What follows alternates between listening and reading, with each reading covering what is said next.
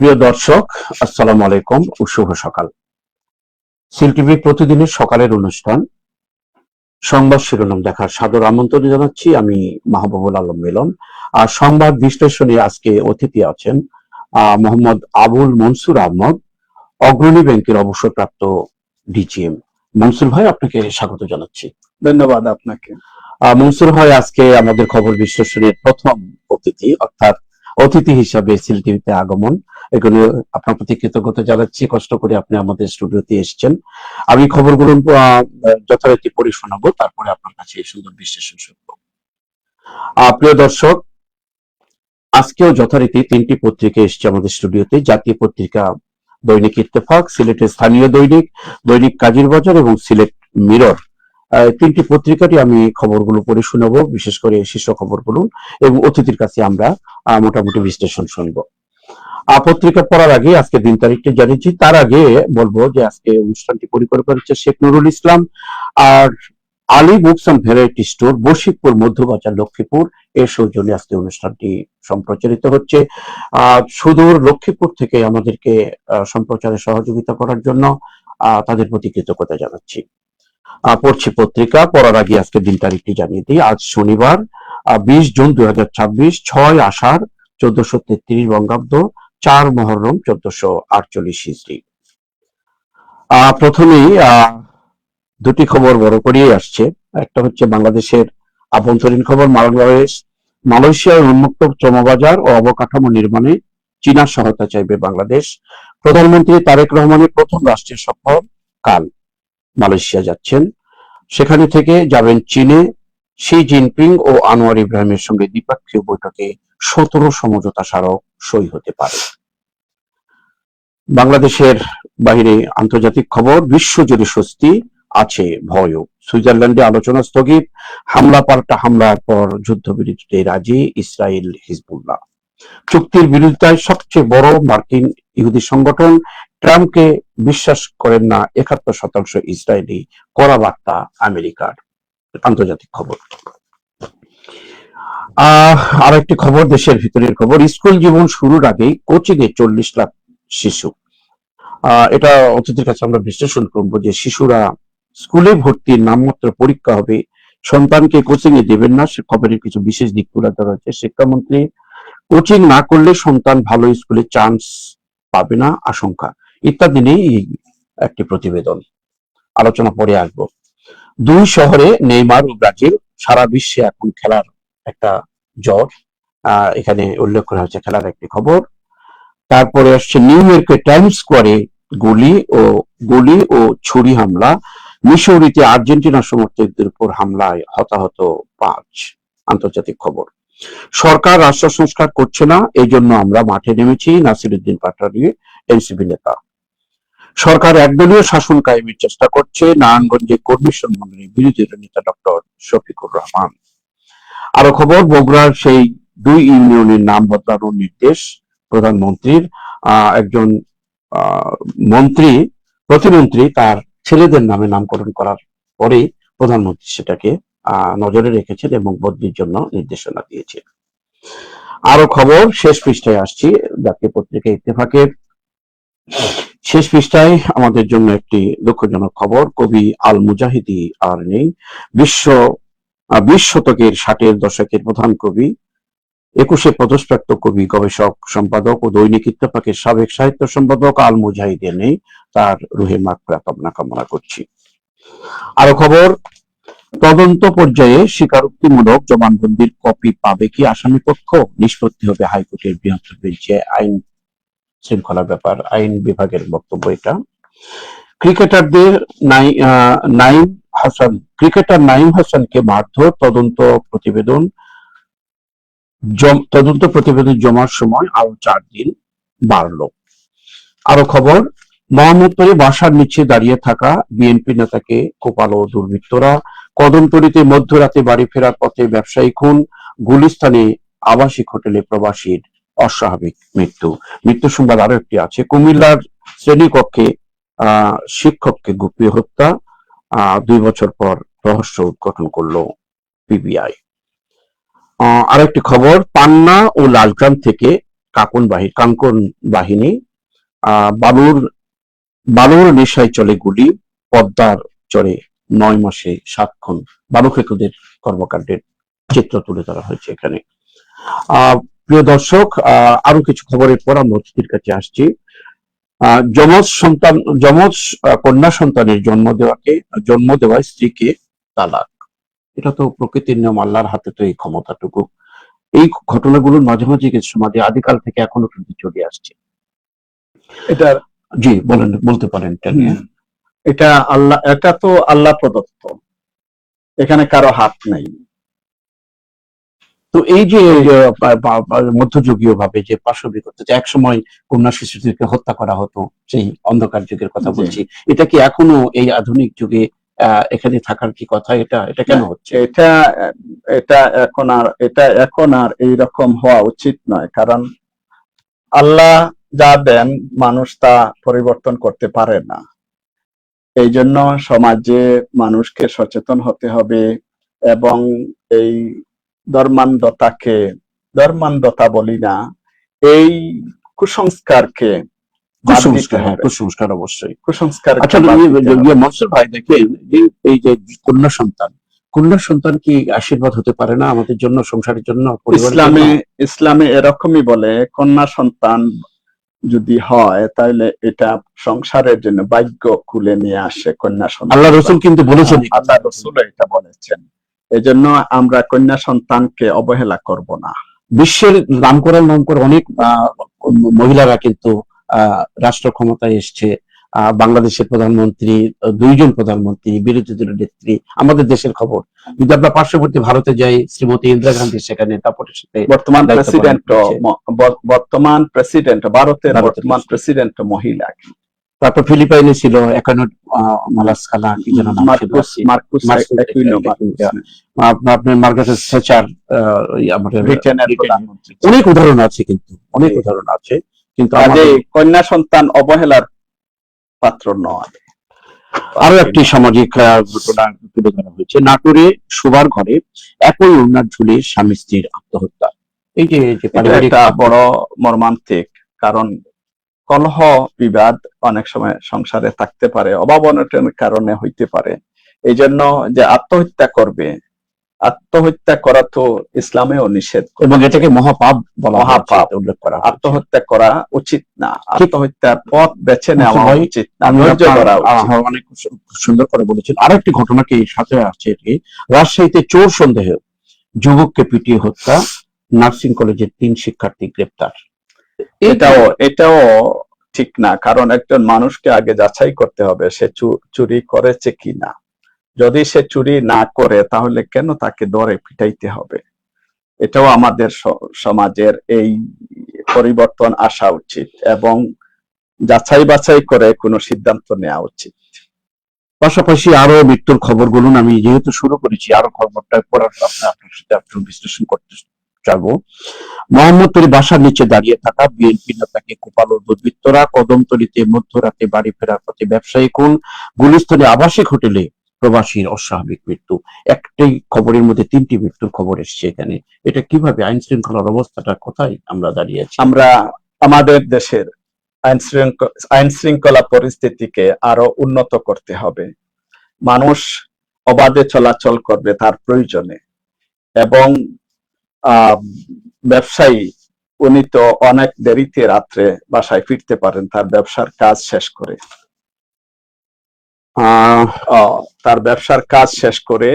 তারপরে দেখুন, এটা তো গেল, তারপরে গুলিস্তানে হোটেলে, আবাসিক হোটেলে প্রবাসীর অস্বাভাবিক মৃত্যু। এই ধরনের ঘটনা কিন্তু অনেক সময় মানুষ প্রয়োজনে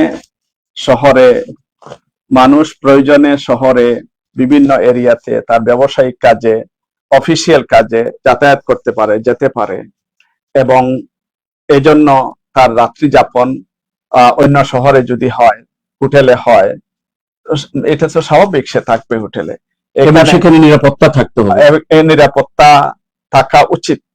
এবং মানুষ যদি নিরাপদ অনুভব করতে না পারে তাহলে তো তার অফিসিয়াল কাজ, ব্যবসায়িক কাজ সে নিরাপদে শান্তিপূর্ণভাবে করতে পারবে না। এই জন্য হোটেলে কেন তাকে হত্যা করা হইল, এটা সমাজ সমাজের মানুষজন ভীতিতে আক্রান্ত হবে, কোথাও মানুষ যাতায়াত করতে পারবে না, সে নিরাপদ ফিল করবে না। এজন্য সরকারকে এগিয়ে আসলে আরো ভালো হয়। এই ব্যাপারে সামাজিক নিরাপত্তা আরো বাড়া উচিত। অনেক অনেক ধন্যবাদ। মৃত্যুর খবরগুলো অস্বাভাবিক মৃত্যু নিয়ে সুন্দর কথা বলেছেন। আমরা প্রথম পাতায় কিছু খবর, ভালো ভালো কিছু খবর আছে, যেরকম মালয়েশিয়ায় উন্মুক্ত শ্রমবাজার ও অবকাঠামো নির্মাণে চীনের সহায়তা চাইবে বাংলাদেশ। আগামীকালকেই আমাদের বাংলাদেশের মাননীয় প্রধানমন্ত্রী মালয়েশিয়া যাচ্ছেন, পরবর্তীতে চীনে যাবেন। কি আশা করতে পারি আমরা প্রধানমন্ত্রীর কাছে? এই সফরটা কতটুকু সফলকাম হবে বলে মনে করেন আপনি? আমি প্রধানমন্ত্রীকে স্বাগত জানাই। তিনি দেশের প্রয়োজনে, বাংলাদেশে 16 থেকে 17 কোটি মানুষ এবং যুবক বয়সের মানুষ বেশি, তাদের কর্মসংস্থানের জন্য দেশের ভিতরে কর্মসংস্থান যদি নাও হয়, সংকুলান যদি না হয়, তাহলে দেশের বাইরে শ্রমবাজার উন্মুক্ত করা সরকারের দায়িত্ব। এবং সেই দায়িত্ব হিসাবে সরকার প্রথম মালয়েশিয়া সফর করছেন সরকার প্রধান। এটা অত্যন্ত আশাব্যঞ্জক একটা খবর। শুধু মালয়েশিয়াতে নয়, বিশ্বের যত সমস্ত দেশ আছে যেগুলোতে আমাদের শ্রমবাজার উন্মুক্ত করা যায়, আমাদের শ্রমিকরা বিদেশে গিয়ে কাজ করে রেমিটেন্স দেশে পাঠাইতে পারে, এতে দেশের মঙ্গল এবং অর্থনৈতিক সমৃদ্ধি বয়ে আনবে। আমি প্রধানমন্ত্রীকে স্বাগত জানাই তার এই প্রথম বিদেশ সফর মালয়েশিয়াতে। দ্বিতীয়ত, আমি এটাকে এইভাবে বলবো, চীন আমাদের বন্ধু দেশ এবং বাংলাদেশের অবকাঠামো পুনর্গঠনে অথবা গঠনে চীনের অবদান অবিস্মরণীয়। সেই হিসাবে প্রধানমন্ত্রী মালয়েশিয়া থেকে চীন সফর করবেন এবং দেশের অবকাঠামো উন্নয়নে চীনকে আমাদের আরো বড় অংশীদার, আরো বড় করে অংশগ্রহণ যাতে হয়, সেই আশাবাদ ব্যক্ত করে আমি তাকে ধন্যবাদ জানাচ্ছি। অনেক অনেক ধন্যবাদ আপনাকেও, সুন্দর বিশ্লেষণ করেছেন। আপনি তুলে ধরেছেন চীন আমাদের অত্যন্ত সুপরিচিত নয়, আমাদের বন্ধু, ভালো বন্ধু। ইতিপূর্বে বিগত সরকারের আমলে কিন্তু চীন আমাদেরকে অবকাঠামোতে অনেক, যেরকম উদাহরণ হিসাবে আমাদের পদ্মা সেতু, মেট্রো ট্রেন ইত্যাদি ইত্যাদি কিন্তু উদাহরণ হিসাবে আছে। তারা আরো সহযোগিতা করবেন নতুন সরকারকে। নতুন সরকারের 3 মাসের মধ্যেই কিন্তু সরকার প্রধান যাচ্ছে, আমাদের একটা ভালো দিক বলে আমরা মনে করি। আরো অন্যান্য খবর, আন্তর্জাতিক খবর, সুইজারল্যান্ডে আলোচনা স্থগিত, হামলা পাল্টা হামলার পর যুদ্ধবিরতিতে রাজি ইসরায়েল, বিশ্বজুড়ে স্বস্তি আছে ভয়ে। আন্তর্জাতিক খবর, এই যে ট্রাম্পের নিয়ে কতটুকু আমরা এখানে একটা জিনিস করা পড়ে, ট্রাম্পকে বিশ্বাস করেন না 71% ইসরায়েল। এরপর কি আমাদের চুক্তিগুলো কি ফলপ্রসূ হবে বলে মনে করেন? বিশ্বে শান্তি আসার জন্য চুক্তি অবশ্যই হওয়া উচিত। আমাদের বিশ্বে যদি শান্তি আসে এবং যুদ্ধ বন্ধ থাকে, অথবা বিশ্বের কোথাও যদি যুদ্ধ না হয়, তাহলে সারা বিশ্বের অর্থনীতি গতিশীল হবে। এবং এই জন্য সুইজারল্যান্ডে যে আলোচনা স্থগিত হয়েছে, এটা কিছুটা আশঙ্কার কাজ করে। তবে পাল্টা হামলার পর ইসরায়েল যে যুদ্ধবিরতিতে রাজি হয়েছে, ইসরায়েল হিজবুল্লাহ, এটাও একটা ভালো লক্ষণ। শান্তির জন্য এটা খুবই প্রয়োজন। আর ট্রাম্পকে বিশ্বাস করেন না 71% মানুষ, 71% ইহুদি ইসরায়েলিরা, এটা তাদের নিজস্ব ব্যাপার।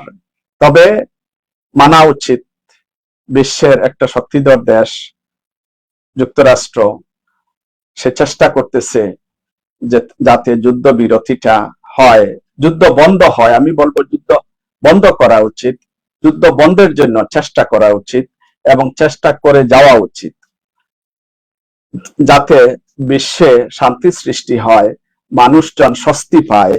এই জন্য যুদ্ধ বন্ধ করা উচিত, যুদ্ধ বন্ধের জন্য চেষ্টা করা উচিত। দেশের খবর আরেকটি, এই যে আমাদের স্কুল জীবন শুরুর আগে কোচিং এ 40 লাখ শিশু, আমরা দীর্ঘ 16 বছর প্রথম শ্রেণীতে ভর্তির লটারি বাতিল, অর্থাৎ লটারির মাধ্যমে প্রথম শ্রেণীতে ভর্তি হতে, এটা বাতিল করে নামমাত্র একটা ইয়ে নিয়ে শুরু হবে। এখানে বলা হচ্ছে শিক্ষামন্ত্রী বলছে কোচিং না করলে সন্তান ভালো স্কুলে চান্স পাবে না, আশঙ্কা স্কুলে ভর্তি নামমাত্র পরীক্ষা হবে। এই নিয়ে আপনি কি মনে করেন যে লটারির মাধ্যমে যেটা হতো ওটা যাতে এই পদ্ধতিতে ভালো কিনা, বা এটা হলে আমাদের সন্তানেরা কতটুকু ভালো করতে পারে? আসলে এখানে আমি এটাকে এইভাবে বিশ্লেষণ করব, বা আমি শিক্ষামন্ত্রীকে স্বাগত জানাই তার এই উদ্যোগ গ্রহণ করতে। এক এক সময় ট্রায়াল এন্ড এরর একটা মেথড আছে। আগে লটারির মাধ্যমে ভর্তি ছাত্রদেরকে, প্রাথমিক বিদ্যালয়ে ছাত্রদেরকে ভর্তি করা হতো। উনি এখন হয়তো চিন্তা করছেন যে ওই সিস্টেমে গেলে হয়তো মেধার বিকাশ ঘটে না, অথবা যোগ্য ছাত্র যোগ্যতার সাথে স্কুলে ভর্তি হতে পারে না। এটাও উনি বলেছেন যে ভর্তি পরীক্ষা একটা নামমাত্র পরীক্ষা নেবেন।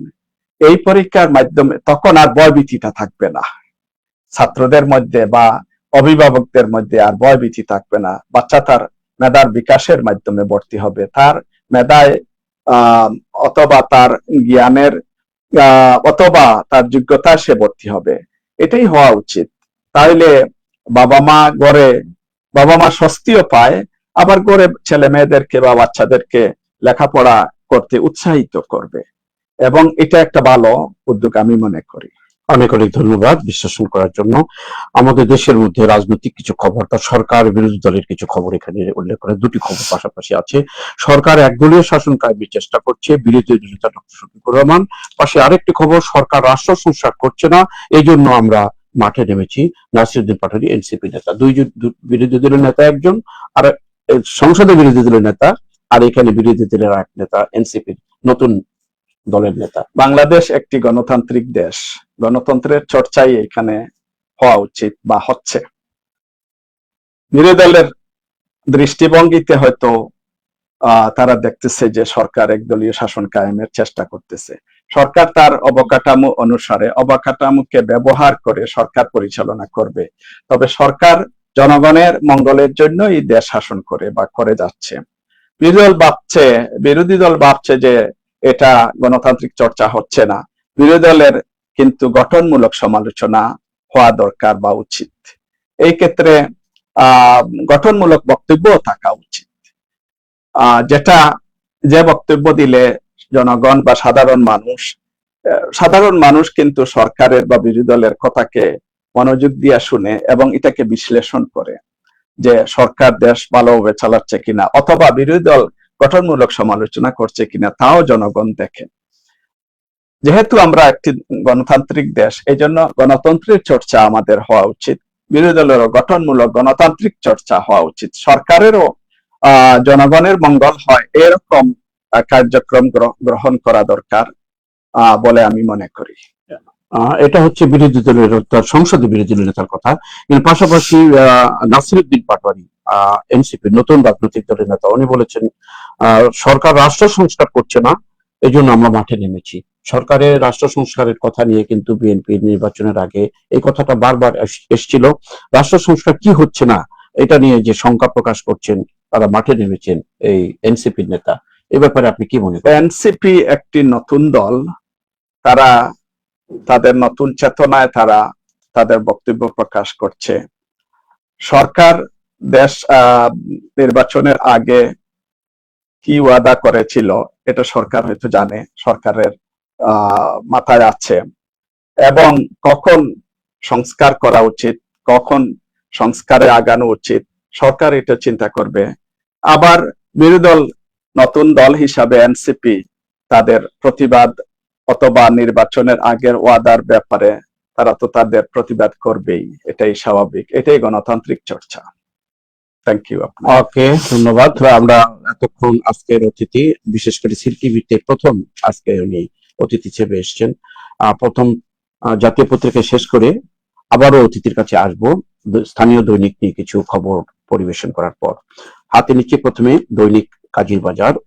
সিলেটের হামের উপসর্গে আরো 2 শিশুর মৃত্যু। আমরা প্রতিদিনই খবর এতে পাচ্ছি সে শিশুর মৃত্যু হচ্ছে হামে, এই সিলেটের খবর হিসাবে তুলে ধরার চেষ্টা করলাম।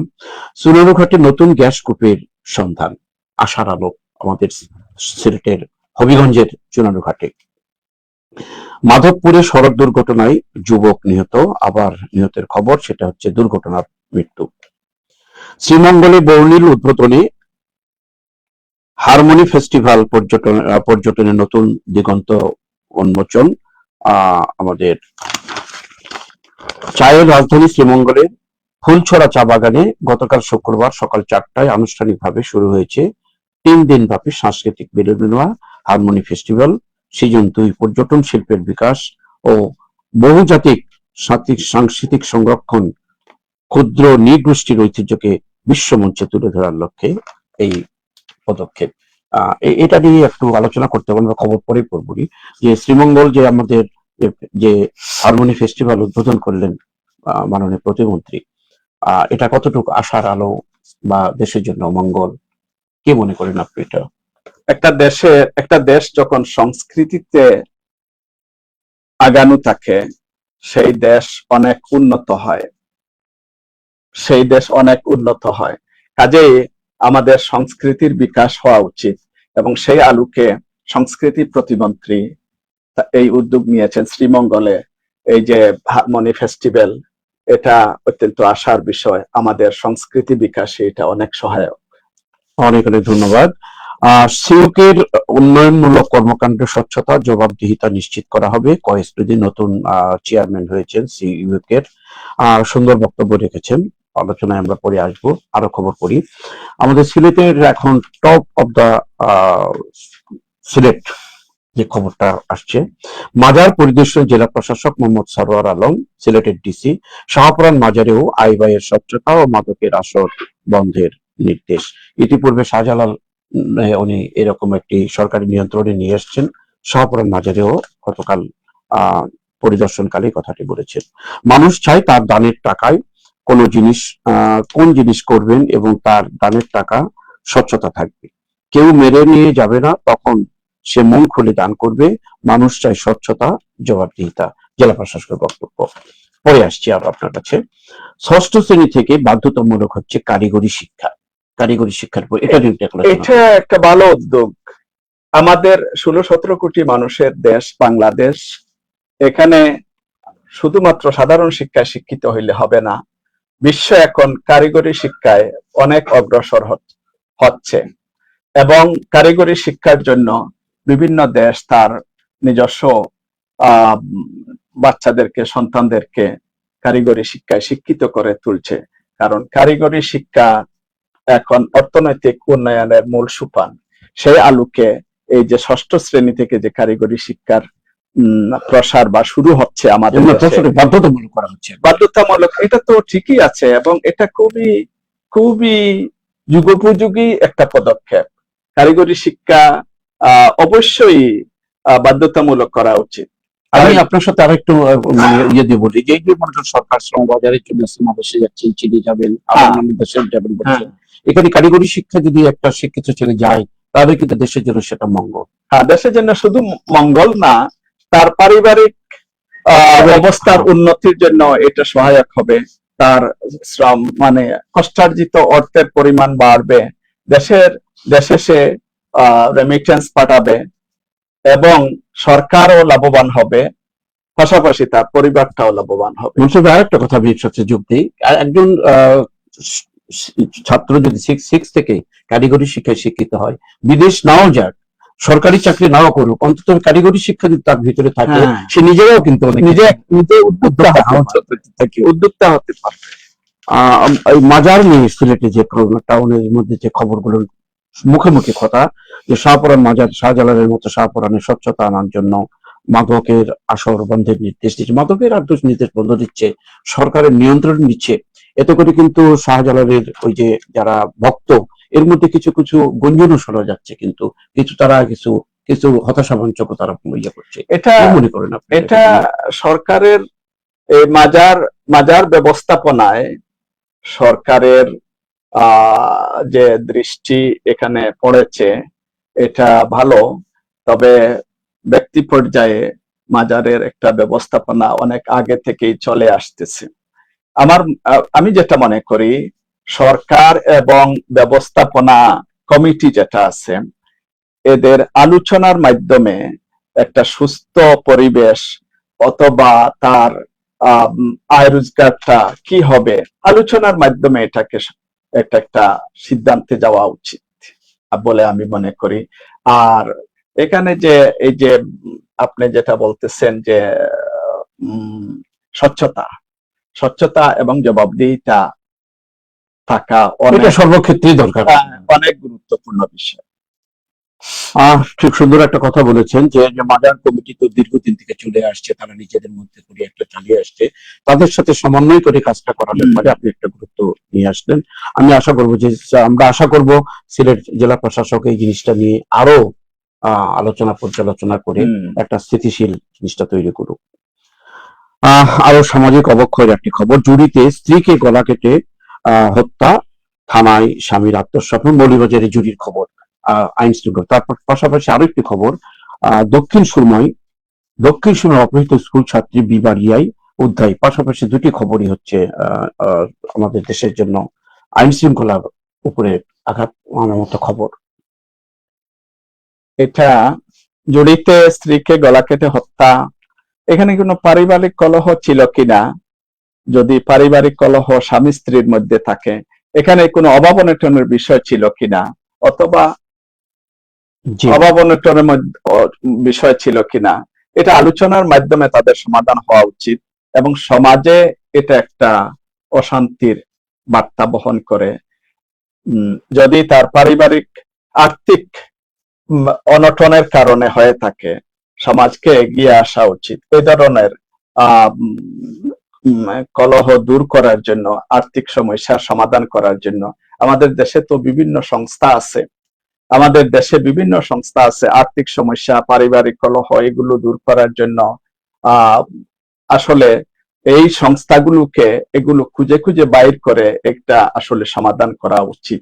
অনেক অনেক ধন্যবাদ। এই ধরনের গলা কেটে হত্যা ইত্যাদিতে সমাজে কিন্তু একটা প্রভাব পড়ে এবং অন্য অনেক একটা মহামারীর মধ্যে ছড়িয়ে যায়, এটা যাতে আর না হয় এই কামনা করছি। একটি ভালো খবর, আমাদের সিলেটের উন্নয়ন কর্তৃপক্ষ যেটা সিইও এর নতুন দায়িত্ব নিয়েছেন, চেয়ারম্যানের দায়িত্ব পেয়েছেন কয়েস রুডি, সিলেটের একজন প্রভাবশালী রাজনীতিবিদ, অত্যন্ত স্বচ্ছ ব্যক্তি। উনি বলেছেন স্বচ্ছতা ও জবাবদিহিতা নিশ্চিত করা হবে সিলেটের উন্নয়নমূলক কর্ম। এটা এই যে সিলেট মহানগর অনেক আগে 2002 বা 3 সাল থেকে মহানগরে রূপদান করা হয়েছে। এটা সিলেট এই যে এতদিন পর, প্রায় আপনার 20-25 বছর পরে সিলেট উন্নয়ন কর্তৃপক্ষের প্রতিষ্ঠা লাভ করেছে।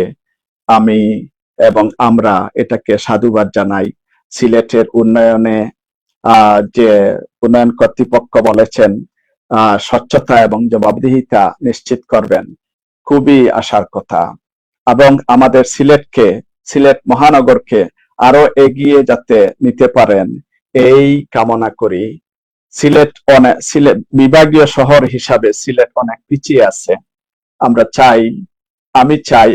চাই আমাদের সিলেটবাসী, সিলেট মহানগরবাসী চায় সিলেটের উন্নয়ন আরো ত্বরান্বিত হোক। অনেক ধন্যবাদ। আমরা ধন্যবাদ জানাচ্ছি নবনিযুক্ত চেয়ারম্যান রেজাউল হাসান কয়েস রুডিকে সুন্দর কথা বলার জন্য। আরো খবর, কয়েকটি খবর পাশাপাশি একই ধরনের খবর। কাজীর বাজার থেকে জুয়ারি চক্রে 9 সদস্য আটক, নগরীতে 32 ঘন্টায় গ্রেপ্তার 125, কারাদণ্ড 21 জনের। পাশাপাশি জকিগঞ্জের আরেকটি খবর, জকিগঞ্জে বিভিন্ন অপরাধে গ্রেপ্তার 15। আইন শৃঙ্খলা বাহিনী কিন্তু বসে নাই, কিন্তু এখানে গ্রেপ্তার হচ্ছে। কাজীর বাজার 9 চক্রের সদস্যরা আটক হয়েছে, জকিগঞ্জে 15 জন আটক হয়েছে, নগরীতে 32 ঘন্টায় গ্রেপ্তার হয়েছে 125, কারাদণ্ড 21। আইন শৃঙ্খলা মেরে সবকিছু অবনতি যেরকম আছে, আইন শৃঙ্খলা বাহিনী কিন্তু কাজও করছে। সরকারের আইন শৃঙ্খলা বাহিনী প্রতিনিয়ত চেষ্টা করতেছে অপরাধীকে ধরার জন্য এবং অপরাধ যাতে নির্মূল হয় অথবা সর্বনিম্ন পর্যায়ে নিয়ে আসা যায়, সেই চেষ্টা আইন শৃঙ্খলা বাহিনী অনবরত করে যাচ্ছে এবং তারা তাদের কর্মকাণ্ড সব সময় চালিয়ে যাচ্ছে। ধন্যবাদ সিলেটের আইন শৃঙ্খলা বাহিনীকে যে কাজ তাদের করে যাচ্ছে। তৎপরতা অব্যাহত রেখেছে। আহ, আহ, বন্ধ হয়ে গেছে সব। প্রাথমিক শিক্ষকদের, এখানে নতুন একটি খবর আমরা পেলাম, প্রাথমিক শিক্ষকদের সামাজিক মাধ্যম ব্যবহারের কঠোর সতর্কতা। এটা আসলে ঠিকই আছে। দেখা যায় স্কুলে গেলে আপনার টাচ মোবাইল নিয়ে বসে থাকেন, শিক্ষকরাও ক্লাসে মনোযোগ দেওয়ার চেয়ে মোবাইলের ইন্টারনেটে মনোযোগ বেশি থাকে। এই জন্য এই পদক্ষেপ নেওয়া খুবই যুগোপযোগী এবং সরকার এবং ছাত্ররা কিন্তু এগুলো দেখে কিন্তু ছোট ছোট ছাত্ররাও শিখতেছে। এই জন্য এটা আরো কঠোর হওয়া উচিত, শিক্ষকদের যাতে ক্লাসে মনোযোগী হয়, ছাত্রদের লেখাপড়া যাতে হয়, লেখাপড়া যাতে করতে পারে, সেই দিকে যাতে শিক্ষকদের মনোযোগটা বেশি থাকে। এবং আমি মনে করি স্কুলে টাচ মোবাইল বা ইন্টারনেট ব্যক্তিগত এগুলা টোটালি তারা যাতে ব্যবহার না করে, ওই রকমই একটা সিদ্ধান্ত, বিশেষ করে ক্লাস শ্রেণীকক্ষে না। আমি এটাও বলবো তারা অফিসে ক্লাস শেষ হওয়ার পরেও কিন্তু যাতে বসে মোবাইল টাচ না করে, মোবাইল ব্যবহার না করে, তাহলে তো মনোযোগটা আর উভয় দিকে চলে আসে, মোবাইলের দিকেও চলে আসে। কারণ ক্লাস করার পরেও কিন্তু আরো লেখাপড়ার অনেক কাজ থাকে, সেগুলোতে ব্যাঘাত ঘটে। এজন্য সুন্দর একটা আপনার একটা ইয়ে আছে, সাজেশন এখানে আমি মনে করি, আমার মনে হয় এটাকে, যেহেতু বর্তমান জগৎটা কিন্তু এই ধরনের অ্যান্ড্রয়েড মোবাইল ফোনটা নিয়েই সারা বিশ্ব, শুধু বাংলাদেশে না, এটা দেখা যায় যে কোনো মানুষ মোবাইল নিয়ে সে এটা আঙ্গুল নাড়ানাড়ি করতেছে, তাইলে তার মনোযোগটা তার কাজ ফেলে রেখে এইদিকে মনোযোগটা বেশি চলে আসে। আমি একটু আপনার সাথে এইটুকু বলবো, শ্রেণীকক্ষে কখনোই এটা আমার মনে হয় করা ঠিক না, তবে ক্লাসে স্কুলে একবারে বন্ধ, এই আধুনিক জগতে এটা সম্ভব হবে কিনা জানি না, তবে শ্রেণীকক্ষকেই প্রথম কন্ট্রোল করলে বোধহয় ভালো হয়। এটা মানুষের একটা নেশার ব্যাপার, নেশার মতো কাজ করে মোবাইল কাজ করে। এই নেশাটাকে বন্ধ করতে হবে। মানুষ তো নেশাকে নিয়ন্ত্রণ করতে পারে না। মনসুর ভাই, আমরা কাজীর বাজার শেষ করি, আপনার হাতে আরেকটি পত্রিকা পড়া এখনো হয়নি, সিলেট মিরর। মিরর নিয়ে কিছু কথা আমরা খবরগুলো পড়ে শোনানোর চেষ্টা করছি। ষষ্ঠ জাতীয় চা দিবস, শ্রীমঙ্গলে জাতীয় চা পুরস্কার 2026 প্রদান অনুষ্ঠান আজ।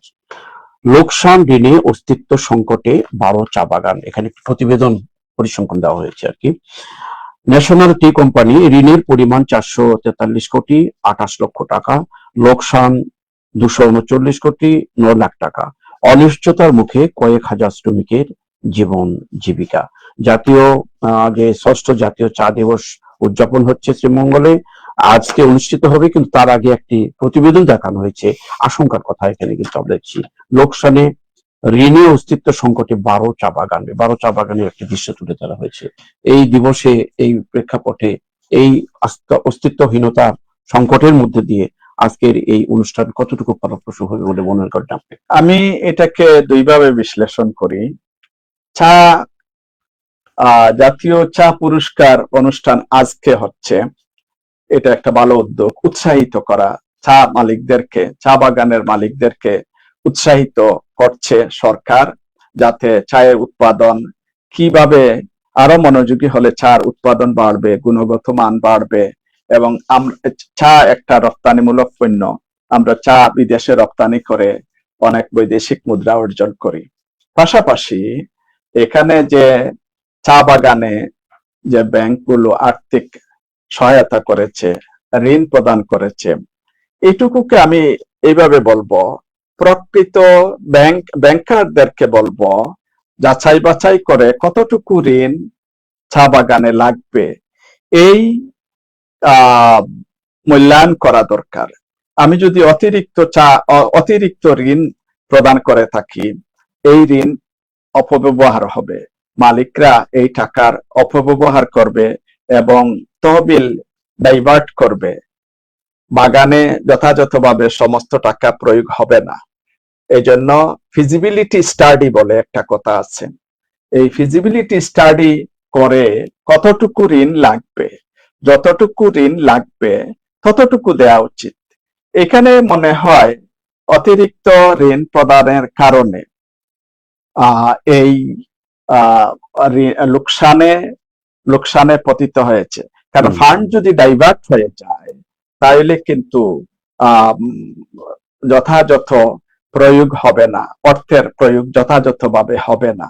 এই জন্য আমি বলতেছি যে ঋণ যাচাই করে, বাগানের প্রয়োজনটাকে যাচাই করে, প্রয়োজনটাকে এখানে ফিজিবিলিটি স্টাডি করে ঋণ প্রদান করলে ফান্ড ডাইভার্ট হবে না। এখানে উল্লেখ আবার করা আরেকটা বিষয়, লোকসানের পরিমাণটা উল্লেখ করা হয়েছে। হ্যাঁ এখানে তো এটা একটা প্রতিবেদন এখানে দেয়া হয়েছে। প্রতিবেদনে 12টা চা বাগানের ঋণে লোকসানে এবং তারা ঋণের অস্তিত্ব সংকটে আছে। আবার এখানে একটা প্রাকৃতিক বিষয় আছে যে প্রকৃতি যখন সময় মতো বৃষ্টি হবে বা চা উৎপাদনের ক্ষেত্রে ন্যাচারাল বা প্রাকৃতিক যে প্রয়োজনটুকু আছে, অনেক বছর অনেক সময় দেখা যায় যে সব সময় কিন্তু আবার লোকসানও হয় না। এটা প্রকৃতির জন্য কিছুটা প্রকৃতির কিছুটা উপরেও নির্ভর নির্ভর করে, এবং যে বছর আপনার প্রাকৃতিক সমর্থন বেশি আছে অনুকূলে থাকে, অটোমেটিক্যালি ওই বছর চার উৎপাদনও ভালো হয়। চা উৎপাদনের অনুকূল পরিস্থিতি, পরিবেশ যখন হ্যাঁ, থাকে, আবার এটা অনেক বছর আছে যে প্রতিকূল থাকে, প্রতিকূলের সময় উৎপাদন আর যথাযথভাবে হয় না। এই জন্য তখন ঋণগ্রস্ত বাগানগুলো লোকসানে পরিণত হয়ে যায়। অনেক অনেক ধন্যবাদ। শ্রীমঙ্গলী জাতীয় চা পুরস্কার 2026-এর মধ্য দিয়ে যেন সার্থক হয় এবং আপনার যে বক্তব্যগুলো নিশ্চয় ঋণ নিয়ে যে বিশ্লেষণটা করেছেন এটা যেন যথাযথ হয়, তারা যেন এরকম পরিস্থিতি না পড়ে। আরেকটি কথা এখানে খবরে এসছে, পুলিশের ইউনিফর্মে আবারও পরিবর্তন। এটা হচ্ছে যদিও সিলেটের পত্রিকা আসছে, এটা জাতীয় খবর। পুলিশের ইউনিফর্ম আবারও পরিবর্তন। ইউনিফর্ম পরিবর্তন প্রায় হয়ে থাকে। একটা পোশাক, পুলিশকে আমরা ছোটবেলা থেকে দেখেছি যে খাকি একটা পোশাক থাকতো, তারপরে আরো অন্য পোশাক আসলো, মেট্রোপলিটনের জন্য আলাদা পোশাক হলো, আবার এই সরকারের আমলে আবারও পরিবর্তনের ইঙ্গিত দিয়েছেন। কি মনে করেন এটা, এই পরিবর্তনে পুলিশের কিন্তু একটা জিনিস জাতীয়ভাবে কিন্তু অনেক নামও করেছে, বিশেষ করে আন্তর্জাতিকে যে অবদান রেখেছে বাংলাদেশের পুলিশ, এটা কি এই পোশাকের পরিবর্তনের কোনো দরকার আছে না, তাদের নৈতিকতা বা আরো আধুনিকায়ন করার, কোনটা কি ভালো মনে করেন? বাংলাদেশ একটা স্বাধীন দেশ। আমাদের কোন বিষয় আছে, কোন সিদ্ধান্ত আছে, আমরা স্থায়ীভাবে সিদ্ধান্ত নেই বা নিব।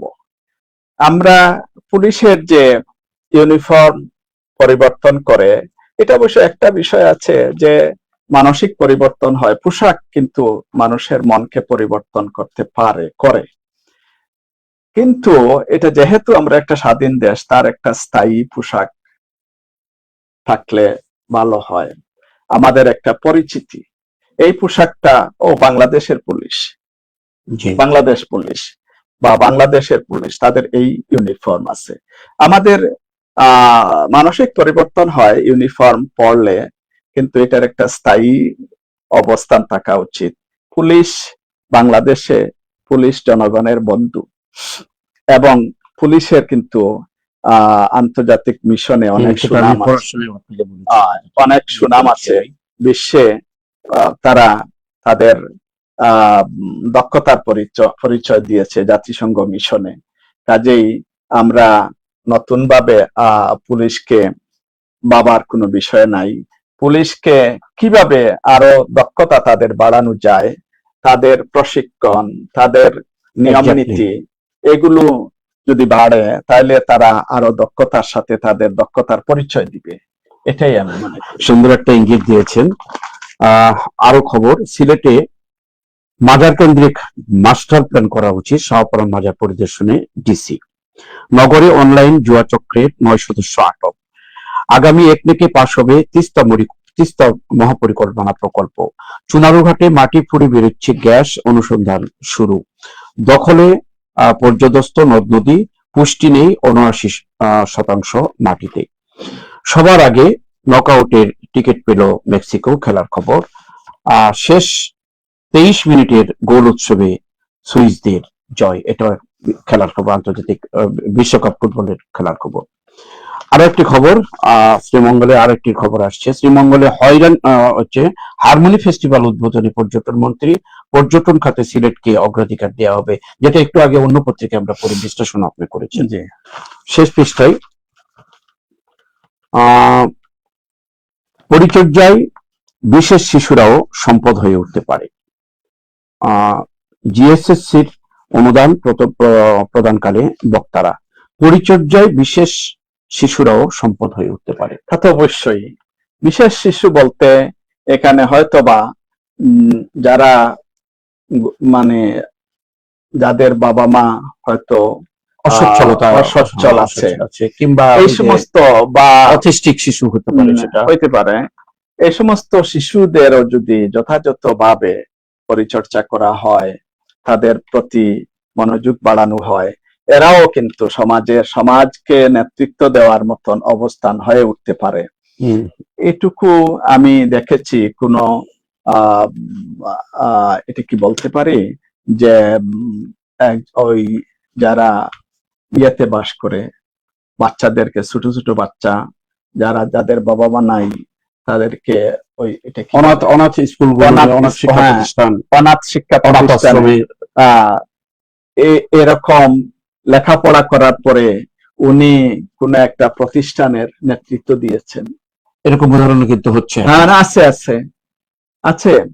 এই জন্য শ্রমিকের ছেলে মেয়েরাও কিন্তু এখন ডাক্তার হচ্ছে, এই ধরনের ডাক্তার আছে এবং বর্তমানে আছে। সুতরাং কাউকে অবহেলা করা যাবে না।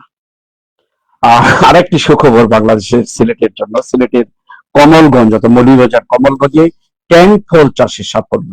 ট্যাঙ্ক ফল নামে একটি ফল, এটা চাষে সাফল্য হয়েছে, এটা উদ্ভাবন হয়েছে আর কি সিলেটে। এ ব্যাপারে কি বলবেন আপনি? বাংলাদেশ একসময় একটা কৃষি প্রধান দেশ ছিল।